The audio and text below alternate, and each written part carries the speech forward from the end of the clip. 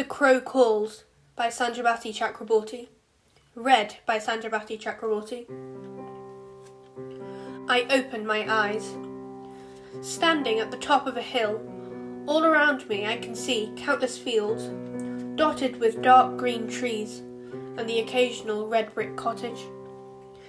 Thin, ribbon-like roads meander through the landscape, over hills and through valleys, before finally becoming too thin to see. In the distance, the peaks form a dark blue line where the sky meets the land. All around me, there is not a single person to be seen, a spectacular view. A sudden bang yanks me out of my reverie. The sound startles a group of birds, and they fly away, cawing. I turn around in surprise, trying to locate the sound. A strong gust of wind makes my jacket flap. The air is icy cold. Slowly, I make my way back down the hill to the road and stop in my tracks, confused. On the road stands a car.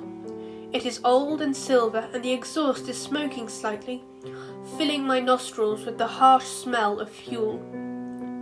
One of the doors is open, and I peer inside in curiosity, but the driver is nowhere to be seen. I step back, but realise there is something trapped underneath my foot. A torn, crumpled piece of a newspaper. I lift my foot to release it and catch the headline, "Missing Person in the Peak District," before it flies away in the wind, flapping gently. I decide to carry on with my walk. As I trudge up the path, something cold and wet lands on the back of my neck, and I glance back up at the sky, which has now darkened to an overcast, sombre grey. The wind howls and howls, sounding like the wails of a child, and I hear the cry of a bird, a crow. I watch the bird circle my head in a smooth arc before it flies away gracefully. As the hill gets steeper, the air gets colder and icier. I pull my jacket more tightly around myself. The landscape has changed now. No longer open fields and trees, but instead rocky hills and cliffs. The path has become more treacherous, and I stumble every so often on loose rocks and stones. On either side, the land below is getting further and further away.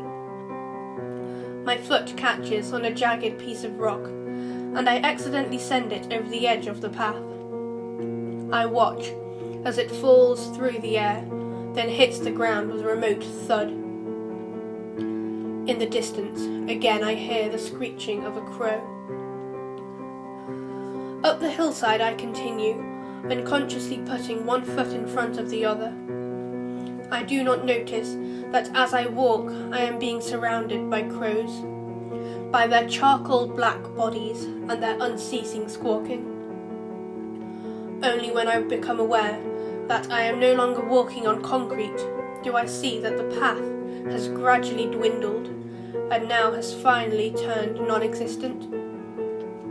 I realise I am standing near the edge of a cliff. The wind is blowing harder up here, and all I can hear is the cawing of the crows. The crows, they are everywhere, some perched at the edge of the cliff, whilst others have flown over to the ground below. Slowly, I step closer to the edge.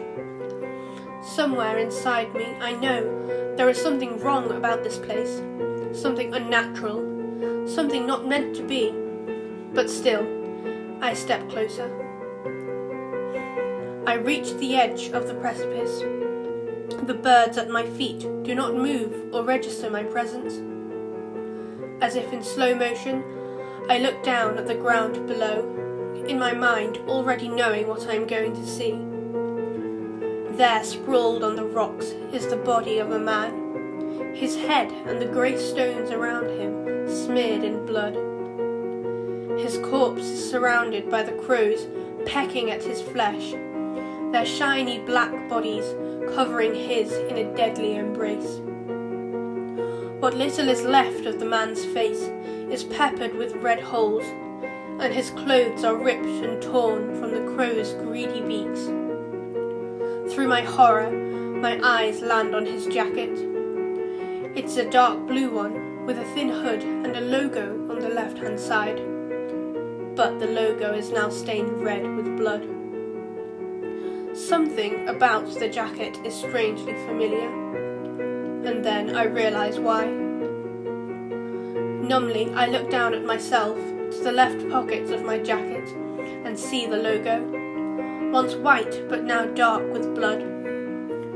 With shaking fingers, I reach up and touch the back of my head, and feel the wet blood slick between my fingers. What is happening to me? Is that my body lying there on the ground? What am I?